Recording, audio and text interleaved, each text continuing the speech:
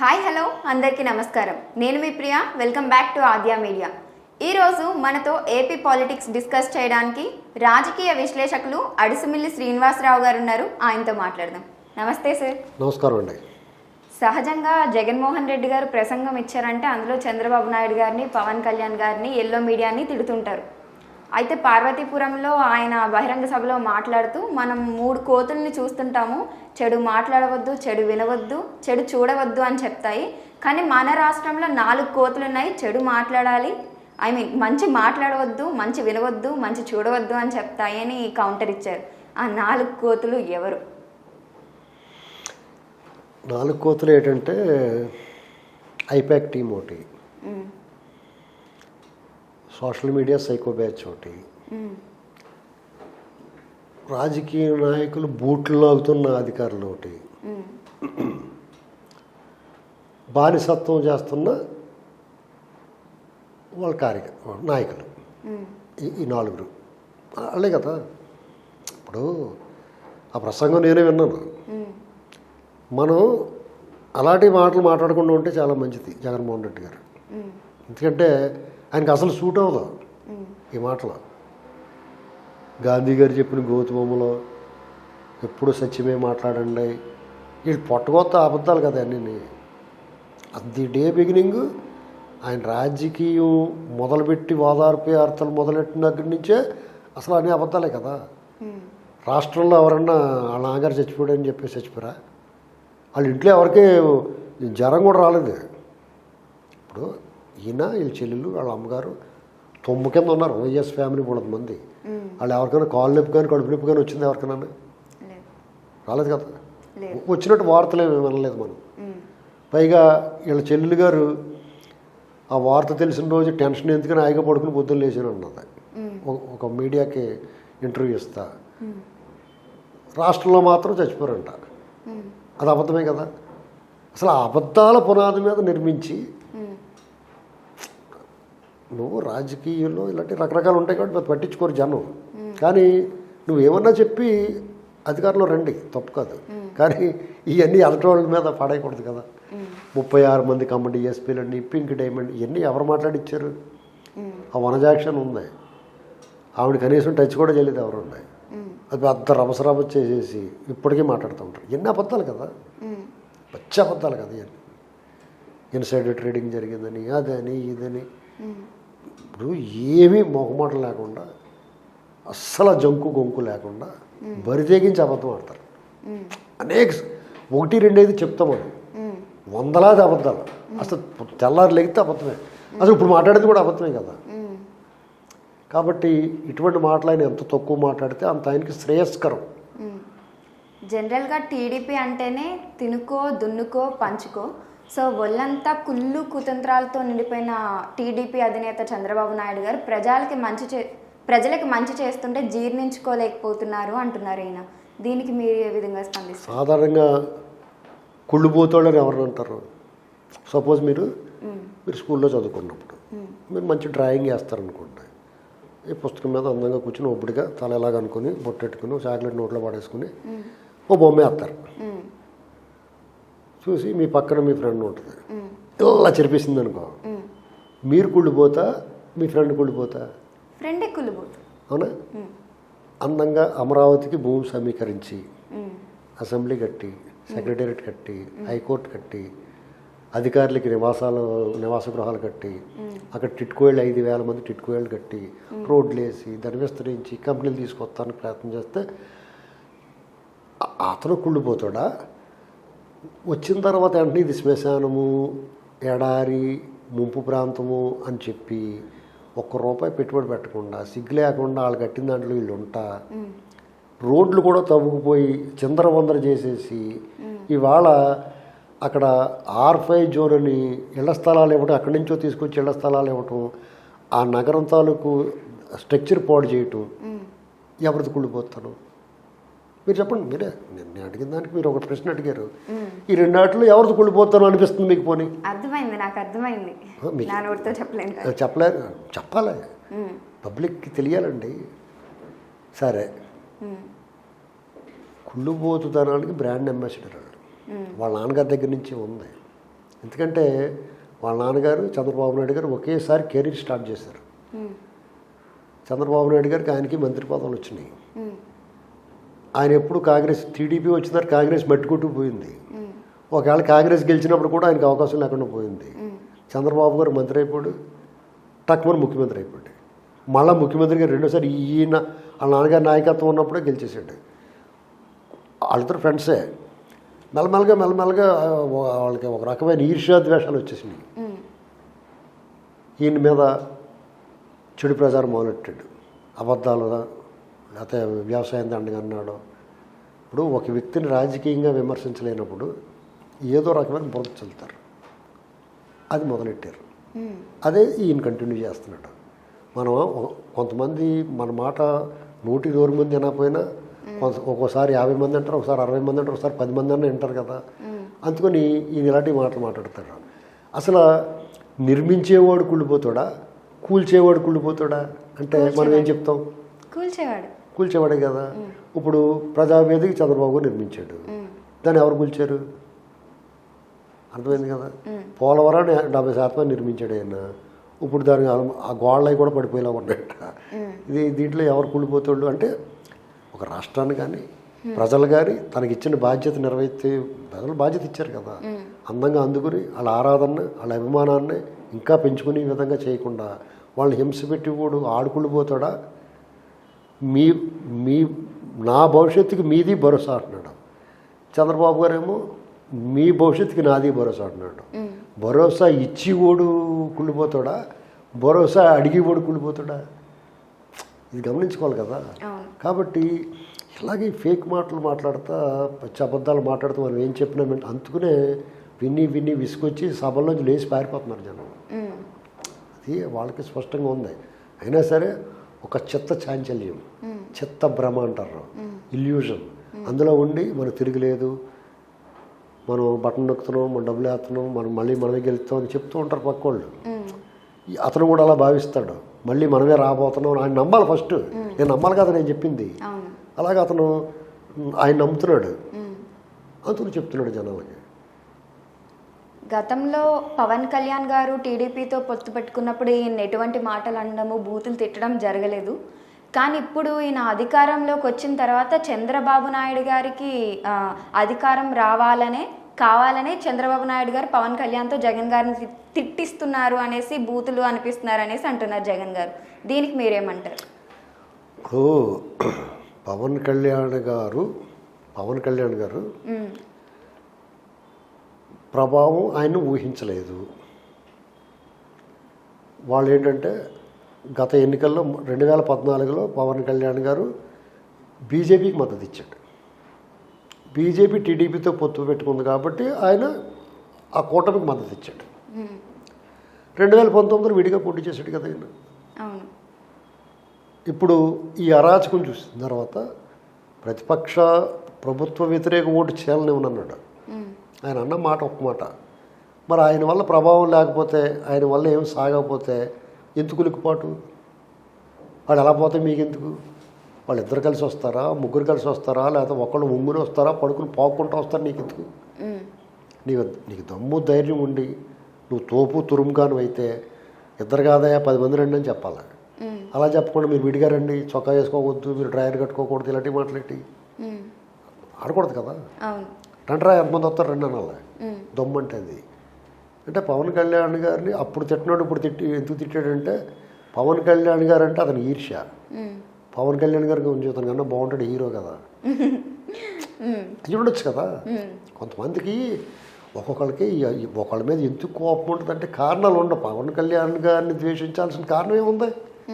ఆయన ఏమి అతన్ని విమర్శించలేదు కదా. ఈయన 100 మంది చేత 100 సార్లు 100 రకాలుగా తిట్టిస్తే అప్పుడు స్పందించాడు ఆయన. అంతకుముందే చాలా మర్యాదగా ఉన్నాడు, అదటోళ్ళని అకారణంగా ఎప్పుడు అనలేదు. ఇంకా ఒక రకంగా చెప్పాలంటే టీడీపీ వాళ్ళని విమర్శించాడు ఆయన. లోకేష్ గారు శేఖర్ రెడ్డితో బినామీ ఇలాంటి మాటలు అనిపించారు ఆయన చేత. అప్పుడు నిజంగానే మనస్ఫూర్తిగానే ఉన్నాడు, గ్యారంటీగా అనిపించారు. వీళ్ళు చెప్తే నమ్మరు, వీళ్ళు చెప్పి అబద్ధాలు ప్రజలు నమ్మరని పవన్ కళ్యాణ్ గారు చెప్తే వింటారని ఆయన చేత చెప్పించారు బీజేపీ వాళ్ళు వీళ్ళు కలిపి. అప్పుడు ఒక రంగం ఆయనకే సహకారం చేశాడు కదా. 2019లో పవన్ కళ్యాణ్ గారు జగన్కి హెల్ప్ చేశాడు. పవన్ కళ్యాణ్ గారు కత్తిలాగా నిలబడి ఓట్లు చీల్చుంటే అడ్రస్ లేకుండా పోతున్నాడు. వాడు ఆయన ఏదో టీడీపీ మీద పడ్డాడు ఆయన, కాబట్టి అతని పని జరిగింది. ఇవాళ ఆయన వాస్తవం తెలుసుకున్నాడు. ఎవరు అరాచకవాదో, ఎవరి వల్ల ఈ రాష్ట్రానికి నష్టం జరుగుతుందో ఆయనకు అర్థమైంది. వ్యక్తిగత స్వార్థం కంటే కూడా ఈ రాష్ట్రం నుంచి ఈ బెడద వదలాలి, ఈ పీడ విరగడవ్వాలి అని ఆలోచనలోకి వచ్చాడు. కాబట్టి వాళ్ళ కేడర్ కానీ వాళ్ళ నాయకులు కానీ నువ్వే ముఖ్యమంత్రి అవ్వాలని చెప్పేసి అంటున్నా కానీ ఉండరా బాబు, కంగారు పడకుండా, అయ్యి టైం వస్తే అవుతాను నేను, మనం అనుకుంటే అవ్వం అని చెప్పి జాగ్రత్తగా సర్ది చెప్పి ముందు అర్జెంటుగా పొత్తులు గిత్తులు సీఎంల తర్వాత సంగతి పోరాటం చేద్దాం అని చెప్తున్నాడు ఆయన. అది వాళ్ళకి నచ్చట్లేదు. వాళ్ళు చెప్పినట్టు అలా ఆడితే ఇప్పుడు కొన్ని పార్టీలు కొంతమంది నాయకులు, ఇప్పుడు బీజేపీ ఉంది, వీళ్ళు చెప్పినట్టు ఆడతారు రికండినెస్. నెక్స్ట్ ఐటమ్ ఉదయ్ కుమార్ మంజుల వాడే వీడి సినిమా అనగానే వాళ్ళు వచ్చి పాట చేస్తూ ఉంటారు. అలాగే వేస్తున్నారు సోమవీర్రాజు వాళ్ళు రికార్డింగ్ డాన్స్ తెలుసా మీకు? మన ఏమైనా వేస్తారు రికార్డింగ్ డాన్స్. అలాగే రికార్డింగ్ డాన్స్ అప్పుడు డాన్స్ బేబీ డాన్స్ అంటారు కదా. అలాగే ఇదివరకు రికార్డింగ్ డాన్స్ ఉండే, మీకు తెలదలే మా చిన్నప్పుడు ఉండి. అప్పుడు వెనకాల తెర వెనకాల స్టేజ్ కట్టివారు, ఓ పాట చెప్పగానే వాళ్ళు వచ్చి డ్యాన్స్ చేసేసి వెళ్ళిపోయారు పాట పెడితే. అలాగే వీళ్ళు ఏం చెప్తే డ్యాన్స్ వేస్తున్నారు పై వాళ్ళు కింద వాళ్ళు బీజేపీ వాళ్ళు. ఈయన అలాగే వేయట్లేదు, అందుకని కోపం వచ్చి తిడతాడట అంతే. పవన్ కళ్యాణ్ గారు కొత్తగా ఏం తిట్టలేదు.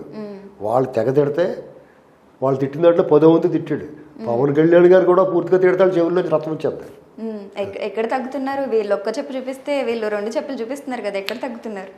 ఇంకా చాలా తక్కువగానే మర్యాదగా మాట్లాడుతుంది. మర్యాద వస్తుంది కదా. ఇప్పుడు నీ అమ్మ అంటే నీ అమ్మ అనలేడు కదా. ఇప్పుడు ఆ మర్యాద వల్ల, సభ్యత వల్ల ఇప్పుడు ఏమంటారంటే ఆడ పోరంబొకడయ్యా ఆడ అంటాడు, నువ్వు పెద్ద మనిషి కదా, నువ్వు ఎందుకన్నావు అని మా పెద్ద మనిషిని తిడతారు అందరూ. ఇప్పుడు కుర్రోళ్ళతో కుర్రోళ్ళతో గొడవ పెట్టుకున్నారు మీరు, ఏమా నీకు కుర్రోళ్ళతో ఎందుకు నీకు అంటారా? తప్ప వాళ్ళదైనా కానీ ఇప్పుడు కుక్కలు వెళ్తున్నాయి అనుకో, వెళ్ళి ఏదన్నా కాలుతుందండి అనుకో, అది నేను కొడుతుంది. అప్పుడు ఏమంటారు నిన్ను, కుక్కలతో నీకు ఎందుకు అంటారా? అలాగే పవన్ కళ్యాణ్ కూడా ఆగుతున్నాడు, ఎందుకు కాలుతో మనకి ఎందుకని. లేదంటే ఆయన తిట్టలేడా? ఆయన నోరు లేదా? ఆయన భాష రాదా? ఆయన తెలుగుడు కాదా? పచ్చి బూతులు మాట్లాడగలడు అతను, పచ్చిగా ఉంటాయి. అది ఎండు బూతులు వేరు, పచ్చి బూతులు వేరు. ఎండు బూతులు కొంచెం లైట్గా ఉంటాయి, పచ్చి బూతులు అయితే చచ్చిపోవాలని చెప్తుంది అన్న వాళ్ళకి. అలాంటివి తిట్టగలరు వాళ్ళు. అది పవన్ కళ్యాణ్ గారి పేరు వాడకుండానే ప్రసంగంలో చంద్రబాబు నాయుడు గారి దత్తపుత్రుడు వారాహి అని ఒక లారీ ఎక్కాడు బూతులు తిట్టడానికి. ఆయనలాగా మనం మీసాలు మెలేయలేము, తొడలు కొట్టలేము, బూతులు మాట్లాడలేము అని అన్నారు. దీనికి మీరేమంటారు? ఇప్పుడు పవన్ కళ్యాణ్ గారు ఎవరో చెప్తే ఇవన్నీ మనిషి కాదండి. ఒక్కసారి విన్నాడు, దాని ఫలితం రాష్ట్రం సర్వనాశనం అయిపోయింది. అందుకని ఆయన ఒక రకమైన రియలైజేషన్ వచ్చింది. ప్రజల దృష్టికోణంలో ఆలోచిస్తున్నాడు ఆయన. చంద్రబాబు గారు చెప్తే విండు ఆయన, ఎవరు చెప్పినా విండు. వాళ్ళకి వ్యక్తిత్వాలు ఉంటాయి కదండి. వాళ్ళ పార్టీ ఉంది, ఆ పార్టీ అధికార పక్షంలో అక్రమాలు అన్యాయాలు ఉన్నాయి, దాని మీద పోరాడుతున్నాడు ఆయన. ఇక్కడ మీరు వేసే ప్రశ్న ఎలా ఉన్నాయంటే పవన్ కళ్యాణ్ గారిని ఎక్కువ పోటీచ్చేలా ఉన్నాయి, కానీ వాస్తవం అది. ఇప్పుడు ఆయన రాజకీయ పార్టీ, ప్రతిపక్షం, ఏం రాష్ట్రంలో నడు రోడ్డు మీద పీకలు పోయట్లేదా? చంపేసి ఇంటికి పార్సల్ చేయట్లేదా? అది అడిగితే తప్పే ఉంది. ఇప్పుడు ఇసుకలో దోపిడీ చేయట్లేదా? మధ్యలో దోపిడీ చేయట్లేదా? అడ్డగోలు వ్యవహారాలు చేయడం, అవినీతి పెరిగిపోలేదా? అభివృద్ధి ఏమైనా కనపడుతుందా? అక్కడ ధరలు పెరిగిపోలేదా? చెత్త మీద పనులు వేయట్లేదా? Current bill పెంచట్లేదా? ఇవన్నీ అడుగుతూ బూతులు తిడతాం ఎలాగ అవుద్ది? ఎవరో చెప్పాలా అవన్నీ? ఆయన అనుకున్నట్టుగా బీజేపీ వాళ్ళు మాట్లాడట్లేదు, సిపిఎం లాంటి కమ్యూనిస్ట్ పార్టీలు కూడా పెద్ద మాట్లాడట్లేదు గట్టిగా. కాబట్టి వాళ్ళలాగా ఇతను ఉండాలని కోరుకున్నాడేమో. అలా లేడు ఇతను, రివర్స్ అవుతున్నాడు, గట్టిగా మాట్లాడుతున్నాడు. టీడీపీ మాట్లాడుతుంది, ప్రతిపక్షాలు అందరూ మాట్లాడతారు. టీడీపీ మాట్లాడుతుంది, జనసేన మాట్లాడుతుంది. ఇద్దరు కలిసి వెళ్దాం అనుకున్నారు కాబట్టి ఇంకా గట్టిగా మాట్లాడతారు. తప్పే ఉంది. మీలాగా అక్రమ సంబంధం కాదు కదా, వాళ్ళందరితో పెట్టుకుంటే మీ అందరూ కలిసే పెట్టుకుంటారు ఓపెన్గా. టీడీపీ ఎవరితో పెట్టుకుని ఓపెన్గా పెట్టుకుంటుంది, పవన్ కళ్యాణ్ కూడా ఓపెన్గానే పెట్టుకుంటాడు. మీలాగా బీజేపీతో ఏమో తెరచాటి వ్యవహారం బాగోతాలు ఏం లేదు కదా. 7 ఏళ్ళ నుంచి వాళ్ళిద్దరు అక్రమ సంబంధం చక్కగా కొనసాగుతుంది, ఇంకా ఇవాళకి కూడా ఉంది. వాళ్ళు వచ్చి ఇక్కడ తిడతారు, మన్నాడు పోతే డబ్బు పెట్టుకెళ్ళంటారు. ఇప్పుడు ఒకడో అక్రమ సంబంధం పెట్టుకుంటాడు, వాళ్ళ ఆవిడ చూస్తున్నప్పుడు అతనికి ఎవరైతే సంబంధం పెట్టుకున్నాడో వాళ్ళు తిడతా ఉంటాడు అన్నమాట. వాళ్ళ ఆవిడ ఫోన్లు వాళ్ళు వాళ్ళిద్దరు గొడవ పడుతున్నారు, వాళ్ళిద్దరికి సంబంధం లేదనుకుంటుందని. కానీ వాళ్ళు చేసి పని ఏంటి, వాళ్ళ ఆవిడ అలా వెళ్ళగానే అంటే గదిలోకి వెళ్ళి తలపేసేసుకుంటున్నారు. ఇదే పరిస్థితి జరుగుతుంది అక్కడ ఆంధ్రప్రదేశ్లో. అందరికీ ఓపెన్గా ఇంట్లో వాళ్ళకి తప్ప ఇదిలో వాళ్ళకి అందరికీ తెలితే ఇలాంటి సంబంధాలు. అలాగే ఆంధ్రప్రదేశ్లో ఇవాళ వాళ్ళు నలుగురు అనుకుంటున్నారు, ఎవరికి తెలియదని కళ్ళు మూసుకుంటున్నారు అనుకోండి. మొత్తం ఆంధ్రప్రదేశ్కి తెలుగు కూడా ఎక్కడ ఉన్నా అక్కడికే వీళ్ళిద్దరి మధ్య ఉన్న సంబంధం. వాళ్ళే చెప్పారు డైరెక్ట్గా. నిర్మలా సీతారామన్ గారు ఏముంది, అభిమాన పుత్రుడు మోడీ గారికి జగన్ అని చెప్పింది. మాకు రాజకీయాలకు మించిన అనుబంధం అని చెప్పింది. ఇంతగా ఓపెన్గా చెప్పిన తర్వాత వాళ్ళకి దత్తపుత్రుడు వీళ్ళకి దత్తపుత్రుడు అంటే అంటే గత ఎన్నికలలాగా పవన్ కళ్యాణ్ కూడా నీతో పాటు టీడీపీని విమర్శించేస్తే మళ్ళీ ఎక్కేద్దాం మీద అనుకుంటున్నారేమో. సాగర్ ఎవరల్లా ఎవడైతే ఎక్కించడానికి సహాయపడ్డారో వాళ్ళే లాగలుగుతారు. సహాయం చేశాడు కదా ఎక్కించడానికి, ఎంతోమంది సాయం చేశాడు కదా. ఇప్పుడు ఆయన ఆ నుచ్చులు లాగేస్తాడు, ఎక్కేసి కూర్చున్న నుచ్చులు లాగేస్తే కిందటి పోతమే అదే పని చేస్తున్నాడు. కాబట్టి వాళ్ళు ఉక్రోషం ఆపలేక ఇలాంటి మాటలు అభియోగాలు చేయటం అంతే. అయితే మరొకసారి పెళ్లి ప్రస్తావన కూడా వచ్చింది, పెళ్ళిళ్ళ ప్రస్తావన. పవన్ కళ్యాణ్ గారు 4 పెళ్ళిళ్ళ గురించి, ఆయనలాగా మనం 4 పెళ్ళిళ్ళు చేసుకోలేము, అలానే పెళ్ళి అనే పవిత్ర బంధాన్ని రోడ్డుకి ఈడ్చలేము అనేసి అన్నారు. దీనికి మీరు ఏ విధంగా స్పందిస్తారు? అది పూర్తిగా వ్యక్తిగతం అండి.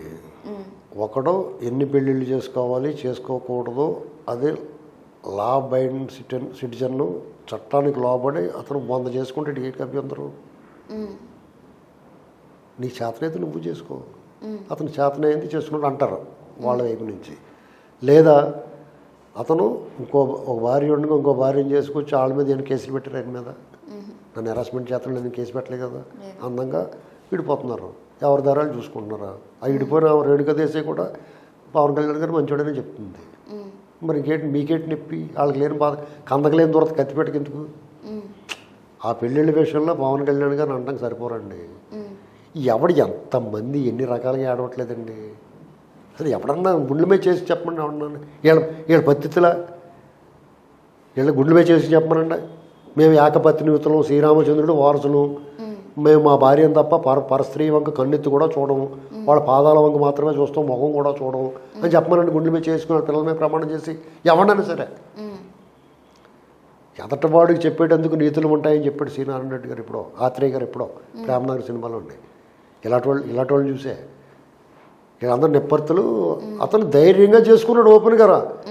షార్ట్ని ఇల్లు తీసి చిన్నిల్లు పెద్ద ఇల్లు అని ఇలాగే దుకాణాలు ఎట్లేదు. కరెక్ట్ కదా. ఇప్పుడు కొంతమంది పెద్ద ఇల్లు చిన్న ఇల్లు 3 సినిమాలు కూడా వచ్చినాయి. అలాగేం చేయలేదు, అతను ధైర్యంగా పెళ్లి చేసుకున్నాడు. వద్దనుకున్నాడు, విడిపోయాడు. అందులో ఏం అభ్యంతరం ఉంది? విమర్శించడానికి ఏముంది అందులో?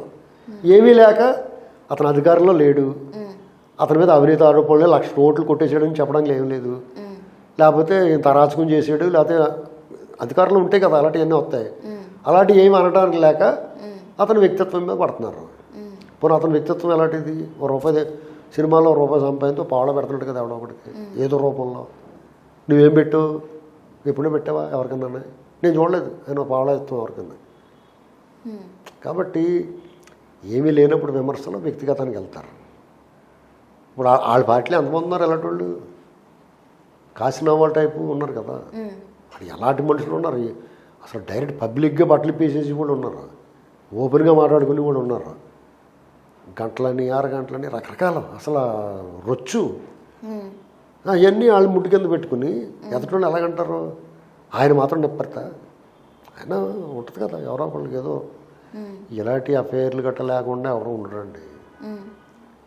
అలాగా లేనోడు కూడా మాట్లాడడం, ఉన్నవాడే ఎక్కువ మాట్లాడతాయి ఎదుటోళ్ళ మీద.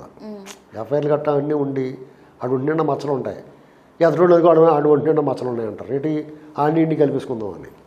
కాబట్టి పవన్ కళ్యాణ్ గారు నా విషయంలో ఎవడన్నా తప్పే, అది పూర్తిగా ఆయన వ్యక్తిగతం. నైతికంగా అలా చేయొచ్చా చేయకూడదా అంటే తప్పురా అబ్బాయి అలా చేయకూడదు అని చెప్పవచ్చు. అతను ఏమైనా అన్యాయం చేశాడని ఆడపిల్ల వచ్చి నాకు అన్యాయం చేసాడు ఈయన అన్నప్పుడు మాత్రమే మనకు ఒప్పుకుంటుంది చెప్పడానికి.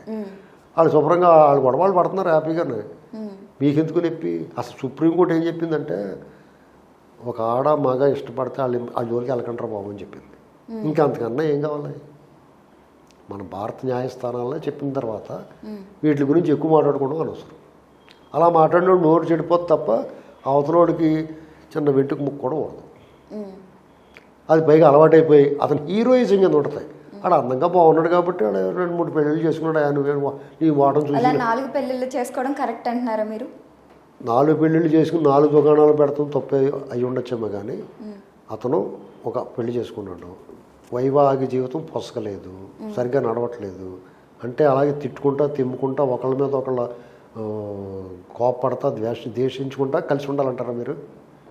మ్యూచువల్గా నీ దారి నీది, నా దారి నాది, నీకు నీ వారు లేరు, నాకు నా వారు లేరు అన్నట్టుగా ఉండకుండా ఎవరి వారి దగ్గరికి వాడు వెళ్ళిపోవడం కరెక్టా కాదా? నేను కరెక్ట్గా ఉంటున్నాను. అది తర్వాత వాళ్ళు ఈ ఒంటరి జీవితం ఎలా గడుపుతాడు? అంటే ఒంటరిగా ఉండి పెళ్లి చేసుకోకుండా రోజుకు ఒకళ్ళతో సర్దేసుకోవచ్చా? అంటే 1, 2 కాదు 4 అయ్యాయి కదా మరి. ఇంకో 2 కూడా చేసుకుంటాడు. ఏంటి అభ్యంతరం? చేసుకునే వాళ్ళకి లేని నొప్పి వాళ్ళకి ఎందుకు? ఆ చేసుకునే వాళ్ళు కూడా అనాలి కదా నువ్వు. ఇతను ఒక్కడనే అంటావే. ఇప్పుడు కరుణానిధి ఉన్నాడు, ఎంజి రామచంద్రన్ ఉన్నాడు. వీళ్ళు ఓపెన్గా ఎన్ని చేసుకున్నారు? వాళ్ళు ఏనా అన్నారు ఎవరన్నా? వాళ్ళకి ఇష్టమైన చేసుకున్నారు. ఇప్పుడు కొంతమంది ఉన్నారు ఉత్తర భారతం వాళ్ళు అసలు అది పెద్ద ఇష్యూయే కాదు. బోర్డు దుకాణాలు పెడతారు వాళ్ళు. ఎప్పుడే ఇంటికి వెళ్ళాలో డేట్ ప్రకారం చెప్పుకుని వెళ్తారు. రాజకీయ నాయకులే, పెద్ద పెద్ద స్థాయిలో ఉన్న వాళ్ళే. సోమవారం మాత్రం ఇంటికి వెళ్ళిపోవాలి, బుధవారం ఇంటికి వెళ్ళాలి, ఉంటాయి లెక్కలు వాళ్ళే అనే వెబ్ సిరీస్లు కూడా చూడడం తెలిస్తే మీకు వాళ్ళ స్టోరీస్ అన్నీ. ఈయన ఒక్కడిని ఎందుకు టార్గెట్ చేస్తున్నారు? ఎందుకంటే అతను అంతకుముందు అధికారంలో లేడు. ఆయన 10 మందికి చెప్పే వ్యక్తి కాబట్టి ఆయన అటువంటివి చేయడం వలన ఇలాంటి ప్రస్తావనలు వస్తున్నాయని అనుకోవచ్చు కదా. అలా కాదండి. అతను 10 మందికి ఏమని చెప్తున్నాడు? పెళ్లి చేసుకోమని చెప్తున్నాడా? మంచి చేయమని చెప్పే వ్యక్తి, అధికారంలో ఉన్న వ్యక్తి. ఇప్పుడు మీరు శుభ్రంగా అరటికాయ కూర వేసుకు తినండి అన్నా కూడా ఇక్కడ అరటికాయ కూర తినకూడదా? అది అరటికాయ కూర తినాలా? ఇప్పుడు మాంసం కూర తినొద్దురా బాబు అని చెప్పడానికి ఆరోగ్యం పాడైపోతుంది. డాక్టర్ చెప్తాడు మనకి, మాంసం కూర గట్ట తినకరా బాబు, మందు తాక్కరా బాబు అంటాడు. అలాగని డాక్టర్ మందు తాగటం అనేసి పసిబొట్లు వేసుకుని దేవుడు దండం పెట్టుకుని బొట్టెట్టుకుని చెప్పాలాడికి ఆడు ఆరోగ్యం చెడిపోతే తినొద్దురా అంటాడు. నీ ఆరోగ్యం బాగుంటే తాగమని చెప్తాడు. నీకు సత్తా ఉంటే చేసుకో, నీ చేత కాకపోతే బానే. అంతేగాని అది రోడ్డు మీద ఎడుతూ ఎందుకు భలే దొరికారా బాబు నలుగురు అని బాధపడకూడదు, ఈర్చిపడకూడదు. నీకు కూడా దొరికితే లైన్లో పెట్టుకో. ఎవడొద్దట్టడా? ఇవాళ ఎవడన్నా వద్దట మాంటున్నారు ఎవడన్నా? మీరు చెప్పండి, ఎవడన్నా మాంతడా? ఏదో రకంగా సెట్ చేసేసుకుంటారా? ఈ వాళ్ళు ఎవడన్నా దాని గురించి వద్దు గట్ట అడ్డం పడితే వాళ్ళనే తోసేసి పోతారా? ఇవాళ సమాజం అలాగ ఉంది, అభిరుచులు అలా మారినాయి, మైండ్ సెట్లు అలాగ ఉన్నాయి. ఆలోచించుకోవాలా. ఇప్పుడు ఒక వ్యక్తి రాముడు ఉన్నాడు, ఒకటే భార్య ఒకటే బాణం, ఇలాగ ఒకటే మాట అని అంటారు. అలా ఉండాలని అందరూ ఉండాలని కోరుకుంటాం వాళ్ళు అవివేకం. పోనీ ఇతనే రాముడు కాకుండా పోయాడా, మంచివాడు కాకుండా పోయాడా? ఈయన పెళ్లి చేసుకున్న వాళ్ళు ఎవరిని హింసించాడా? పెళ్లి చేసుకుని ఇష్టం లేకుండా ఇంకో దాంతో తిరుగుతా దీన్ని హింసించలేదు కదా. అందంగా గౌరవంగా విడాకులు ఇచ్చాడు, తన బంధం చేసుకున్నాడు. విమర్శించడానికి పనికొస్తుంది ఇది వ్యక్తిని, కానీ ఆ వ్యవహారం వల్ల నీకు కానీ నాకు కానీ నొప్పి ఏంటి అంటున్నాను. నీకు కానీ నాకు కానీ నష్టం ఏంటి? లేకపోతే నేను లవ్ చేసిందని నేను చేసేసుకోలేదు కదా, అలాగే ఈయన లవ్ చేసిందని ఏమన్నా చేసేసుకున్నాడు ఆయన. అలా అప్పుడు ఉంటుంది బాధ. అమ్మ నేను వేసుకుని నేను లవ్ చేసాను దాన్ని పట్టుకుపోడు దాన్ని అంటే ఆ బాధ, ఈర్ష్య, కోపం ఉంటుంది. వాళ్ళు ఎక్కడో రష్యా వాళ్ళు వీళ్ళు ఎవరో వీళ్ళకి అలా సంబంధం లేని వాళ్ళు పెళ్లి చేసుకుంటున్నారు. ఇప్పుడు కాలేజీలో చదువుకున్నారంటే 2 పిల్లలు, ఏదో ఒక అమ్మాయి మీలాంటి అమ్మాయి మంచి అందగతి కనపడితే లవ్ చేసి ఉంటారు. నువ్వు ఎవరో ఒకళ్ళే కదా చేసుకుంటావు. చేసుకున్నా రెండో వాడికి బాధ అవుతుంది, ఆడు కుళ్ళిపోతాడు, ఆడు విమర్శిస్తాడు. దానికి కొంచెం అర్థం ఉంటుంది. ఏంటి నేను చేసుకోవాల్సింది ఇంకోటి చేసేసుకున్నాడరా అని బాధ ఉంటే కొంచెం పర్లేదు, ఓనేమ్మా ఆడు దొరకలేదని బాధపడుతున్నాడు రా అనుకోవచ్చు. వీళ్ళకి ఏంటి సంబంధం? అసలు ఏ రకంగా పెళ్ళిళ్ళ గురించి మాట్లాడతాడు? చాలా దారుణ, టైర్లు మార్చినట్టు మారుతున్నాడు అంటాడు. అది అబ్యూజివ్ లాంగ్వేజ్ అది. ఇప్పుడు వారాహి యాత్ర మంచి జోరుగా సాగుతున్న టైంలో ఇప్పుడు ఆయన అనారోగ్యం పాలయ్యారు. ఇప్పుడు వారాహి గురించి ఎవరు తీసుకుంటారు? బాగానే జరుగుతుందా? అనారోగ్యం పాలైతే రెస్ట్ తీసుకుని మళ్ళీ వస్తాడు. ఇప్పుడు సతీలు ఎలా అవుతున్నో సినిమా వచ్చింది, అందులో ఒక ఆవిడ వాళ్ళ ఆయన గారు ఇంటికి రావడం, వేరే అమ్మాయితో ఉంటాడు. వాళ్ళ అన్న వరుస అయ్యి ఇంకో హీరో దగ్గరికి వెళ్ళి అతను తీసుకురమ్మంటాడు. ఆడు వెళ్ళి మాట్లాడి వచ్చి దీపావళికి వస్తాడు అని చెప్తాడు. దీపావళికి వస్తాడన్నో రాలేదే అంటది. దీపావళికి రాకపోతే సంక్రాంతికి వస్తాడు అంటాడు. ఇప్పుడు వారాహి కూడా ఇవాళ కాకపోతే వచ్చి వారం వస్తాడు, వచ్చి వారం కాకపోతే వచ్చి నెలలో వస్తాడు. ఏం కాంప్లైంట్ కూలిపోతాయి. రావటం అయితే పక్క, కొంచెం లేట్ అవ్వచ్చేమో కానీ రావటం అయితే పక్కకు వస్తున్నాడు. ఇక దాని గురించి ఎక్కువ టెన్షన్ పడకూడదు. ఇక్కడ వాళ్ళందరికీ బాధ ఏంటంటే పడవ మునిగిపోతున్నప్పుడు లేదా నీళ్ళలో మునిగి చనిపోతున్నప్పుడు ఇంకొకరు పట్టుకుని లాగుతాను ట్రై చేస్తారు. అలాగే అధికారాంతం అంటే ఇంక అధికారం కోల్పోతున్నామని తెలిసినప్పుడు మళ్ళీ మనం గెలవలేము, మళ్ళీ మనం మోసం చేయలేము, మన అబద్ధాలు ఎవడో నమ్మట్లేదు అన్నప్పుడు ప్రకోపం వచ్చేస్తుంది, విచక్షణ కోల్పోతారు, ఇలాంటి మాటలు వస్తాయి. ఈ ఏపీ రాజకీయాల్లో ఏంటంటే ఒకవైపు యాత్రలు, మరొక వైపు పాదయాత్రలు, ఇంకొక వైపు ఈ సవాళ్ళు జరుగుతుంటే ఒకవైపు ఏంటంటే ఈ లేఖల వర్షాలు జరుగుతున్నాయి అన్నమాట.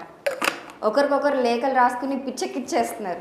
మొన్న చంద్రశేఖర్ రెడ్డి గారు ఈయన మీద సవాల్ విసిరారు, అది మనకు తెలిసిన విషయమే. నువ్వు నా మీద కాకినాడలో పోటీ చేస్తావు లేదో 1 గంటలో తేల్చి చెప్పు అనేసి. దానికి రిటర్న్ రిప్లై ఇచ్చారు. ఇప్పుడు ఏంటంటే నేను ఎక్కడ పోటీ చేస్తాను అనేది చెప్పకపోయినా సరే తూర్పుగోదావరి, వెస్ట్ గోదావరి జిల్లాలో మాత్రం 2 జిల్లాల్లో ఒక్క సీటు కూడా రానివ్వను అని ఈయన సవాల్ విసిరారు. ఇప్పుడు ఎక్కడ పోటీ చేస్తున్నారు అనేది పాయింట్ కదా, అది చెప్పకపోతే ఎలా? ఎవరో పవన్ కళ్యాణ్ గారు ఎక్కడ పోటీ చేస్తున్నారో చెప్తే అక్కడ అందరినీ కొనేసి పోటీ చేద్దాం వాళ్ళు. అదొక వ్యూహం చెప్పడం ఎందుకు చెప్పాలి? వీళ్ళు ఎంత బరి తెగించిన వాళ్ళు అంటే పవన్ కళ్యాణ్ గారు నేను పిఠాపురంలో పోటీ చేస్తాను అనుకో, పోత పోయిందిరా బాబు అని చెప్పేసి మామూలుగా 30 కోట్లు ఖర్చు వద్దని అక్కడ 300 కోట్లు పెట్టేస్తారు. అక్కడ దుబ్బేసిన డబ్బులే కదా నేను, వాళ్ళు కష్టపడి సంపాదించారనుకుంటున్నారా? ఇప్పుడు చెమట ఓడిచి పొలం పనులు గట్ట చేసి మట్టి పనులు గట్ట చేసి సంపాదించినవి కాదు కదా, నీది నాది దుబ్బేసిన డబ్బులు అయింది. వాళ్ళు ఏమో 300 కోట్లు పెట్టేస్తారు, ఇంటికో 1 లక్ష ఇచ్చేస్తారు. మరి ఏం చేస్తారు? ఓడిపోక వాళ్ళు ఓటేయరని అనుమానం వస్తే వాళ్ళు కార్డు తీసేసుకుని మీరు ఊరు వెళ్ళిపోమంటారు. వాళ్ళు ఓటేసి వాళ్ళ చేత వేయించుకుంటారు. అప్పుడు ఓడిపోక ఏం చేస్తాడు? అందుకని ముందు చెప్పడం ఎందుకు చెప్పాలి? అంటే ఒక ప్రశ్న ఇస్తే సమాధానం ఉండాలి కదా. చెప్పాడు కదా పోటీ చేస్తావా లేదా అని ఈయన అడిగారు. అలా కదండి. అప్పుడు ఈయన ఏమనాలి? నేను కాకినాడలో పోటీ చేస్తాను. ప్రశ్న ఆయన మళ్ళీ ప్రశ్న వేయకూడదు. ఆయన ఏం చెప్పాలంటే నేను కాకినాడలో పోటీ చేస్తున్నాను, రా నువ్వు ఇక్కడ పోటీ అయితే అని చెప్పాలి. అదే కదా ఆయన చెప్పారు. ఆయన పోటీ చేస్తాడు. అది చెప్పలేదు ఈయన మరి సమాధానంగా. ఆయన కాకినాడలో ఈయన మీద పోటీ చేస్తాడు అని చెప్పాడు. ఇది మ్యాథమెటిక్స్ ఇంజనీరింగ్ కదా, ఆ థియరీస్ ఎనాలిసిస్ అని ఉంటుంది ఒక సబ్జెక్టు. మ్యాథమెటిక్స్లో ఎనాలిసిస్ ఉంటుందా, దాని ఆన్సర్ ముందే ఇచ్చేసి దాన్ని ప్రూవ్ చేయమంటాడు, అంతే కదా.